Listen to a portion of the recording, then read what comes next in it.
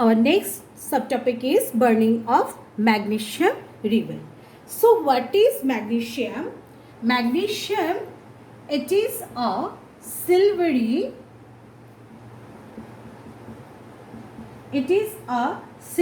white metal. So if we take a small thin strips of magnesium and brought it near the candle flame or the flame of the burning stove, then what we will see it burns with a dazzling white light. Then we will see magnesium, it burns with dazzling white light, and it forms a powdery ash-like substance.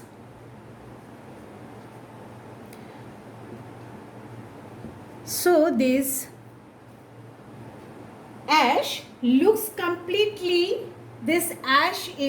completely different from the magnesium. So what we can say, the magnesium, it reacts with oxygen, because when we burn the magnesium ribbon, we require the oxygen, because without oxygen we cannot burn anything. So that time magnesium reacts with oxygen, form the magnesium oxide. The ash, this ash is nothing but the magnesium oxide. Now this magnesium oxide, it is totally different from the magnesium. So we can say this is a kind of chemical reaction, and the whole process is a chemical change. Now if we allow the magnesium oxide, that is the ash. So if we allow the ash to react with water, so that means if we allow this ash to dissolve in water, if we allow the ash, that is the magnesium oxide, to dissolve in water, we will get magnesium hydroxide. So that is again totally different from the magnesium oxide.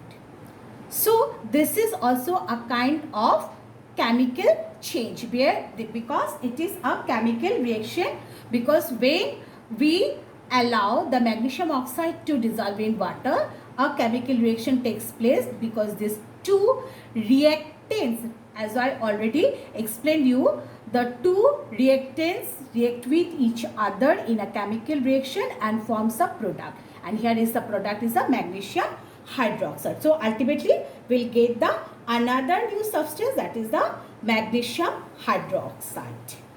So clear, I think. So next is the formation of carbon dioxide gas and test for the carbon dioxide gas. So for that, what we have to do, we have to take a beaker, and in the beaker we have to add baking soda in vinegar. So we have to take vinegar in this beaker, and we have to add baking soda to it. What we will see, when the vinegar, that is the acetic acid, vinegar contains acetic acid. So when the baking soda is the sodium hydrogen carbonate. So when the sodium hydrogen carbonate reacts with acetic acid, it forms carbon dioxide and other substances. So the two reactants react with each other, form a product. So that is the carbon dioxide and other gases. So when this vinegar and baking soda react with each other, instantly a chemical reaction takes place, and a gas, this is the carbon dioxide gas, it escapes with a hissing sound. So here we have taken vinegar and baking soda, they react with each other, carbon dioxide gas instantly produces with a hissing sound. If we allow the allow this gas, this carbon dioxide gas, to pass through the lime water. This is the, here we have taken in another beaker, we have taken the lime water. So if we allow carbon dioxide to pass through this lime water, freshly prepared lime water, what we will see, the lime water, it turns milky. So here also another chemical reaction takes place. So what is the chemical reaction takes place here? Carbon dioxide gas, that means passes through the lime water. So lime water is nothing but the calcium hydroxide. Calcium hydroxide. So this is the lime water. So carbon dioxide gas reacts with calcium hydroxide and produce calcium carbonate and water.